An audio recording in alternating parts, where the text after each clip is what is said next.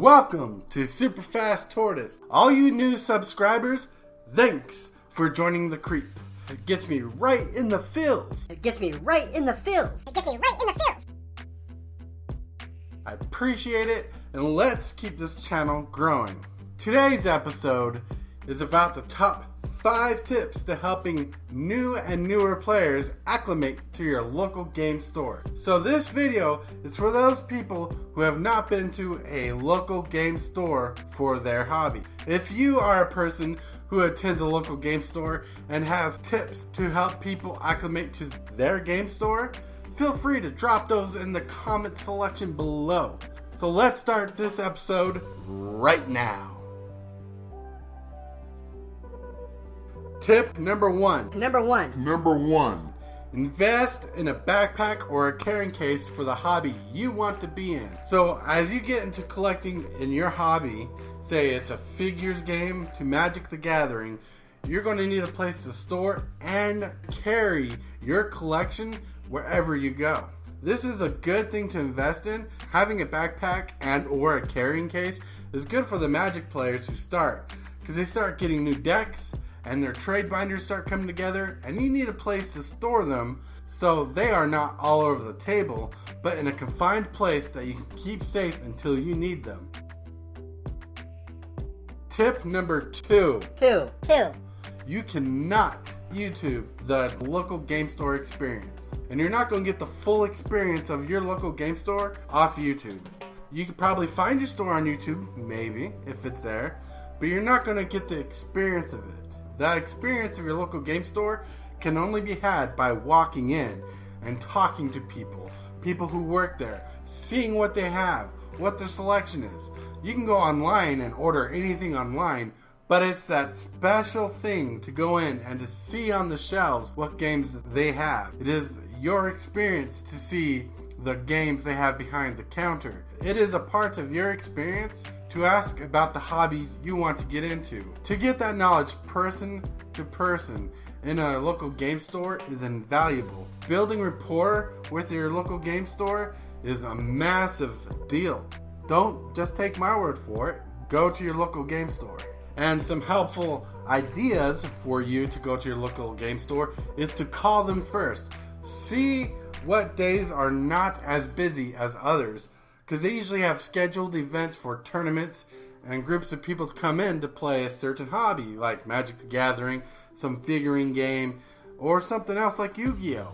Who knows? Pokemon could be going on there. So, for the best first-time experience for a player that's new is to go in and get comfortable with the store as a regular store atmosphere. Then later on, go in during an event so you can socialize and get to know more about your game first, which leads us to the next tip. Tip number 3. Don't just buy anything people throw in your face. If you're interested in a game like Magic the Gathering, do some studying. If you're interested in a certain hobby, ask your store owner and find out when people of that certain hobby are playing. You can learn a lot of what you want to know from the store owner and the people who play your game. If you talk to them and ask them about their favorite cards, favorite decks, or their favorite characters, and their favorite game times, they are willing to share that with you. In most cases, people like this are willing to talk to you about all their deck strategies or all their character strategies for the game. And they'll show you their spells that are super powerful, or their tricks that you should know, and this will help you identify the things that you want to spend money on. Tip number 4 is more controversial than it should be, but it's something you need to keep an eye on as a new player at your local game store. Tip number 4 is don't trust people who play Magic the Gathering. Now this sounds very egregious to people's characters, but I know from personal experience as a new player, and I know other players who I've talked to who are new to the game who have the same issues. Issues like being lied to about a ruling in a game so your opponent can win and one up you. Or an issue of not understanding fully how a card works so your opponent purposely doesn't tell you, so you lose the game without knowing why you lost the game. Also, you gotta be worried about the people who want to trade you down. By trading down, I mean they'll want a good value card from you, but trade you cards that are not even close to the relative area of what the card they're getting from you is worth. It is a terrible thing. Basically, a lot of the people who play Magic, and this is not everybody. But this is up to your determination. Your local game store is chock full of mixed nuts and fruity flavors when it comes to players. Meaning, they are willing to do whatever it takes to win at playing a game or trading.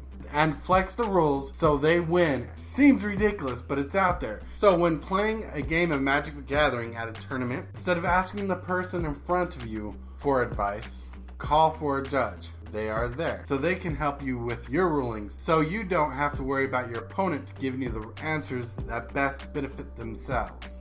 Before getting into trading cards in Magic the Gathering, I would watch how your friends trade cards, look at the websites they look up cards for prices, and see how they treat and trade cards with each other. Let me reiterate. Not every Magic player is out there to get to you. Not everybody who plays Magic the Gathering is out there to one-up you. There are lots of good players out there. These tips are for you to keep in mind when you play, so you do not get screwed over and feel bad for not knowing. And until you get acclimated well enough, this brings us to tip number 5.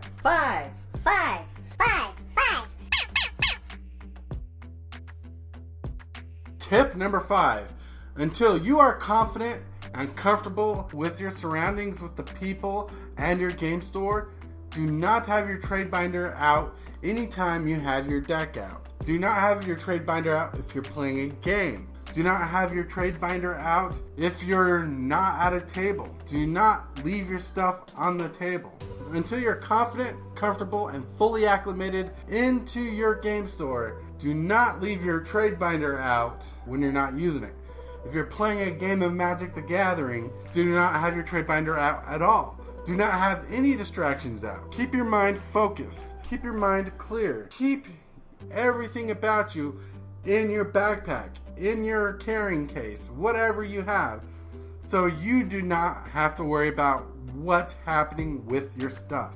When you're playing a game, you can get so distracted by the game that you don't pay attention to your surroundings. Sometimes when you're trading your cards and you have a deck out, you're not paying attention to where your deck is. These things are important because, previous tip, you cannot trust your goods out on a table if you are not paying attention to them. Don't trade cards while you're playing games. Do not play games while you're trading cards. When you're playing a game of Magic the Gathering, always make sure the cards you're not dealing with are secured in your backpack or your carrying case, somewhere where no one can touch them.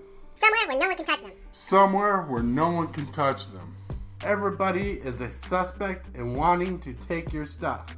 Not everybody's like this. Not everybody is out to get your stuff. But you cannot trust anybody to protect your stuff unless you know them very well.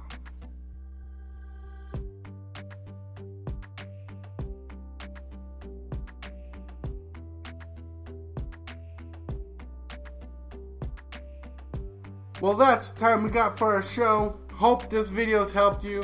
Hope it brings you along. Hope you enjoyed it. If you have other tips to add to this list of top 5 tips about acclimating to a game store near you, leave them in the comment section below.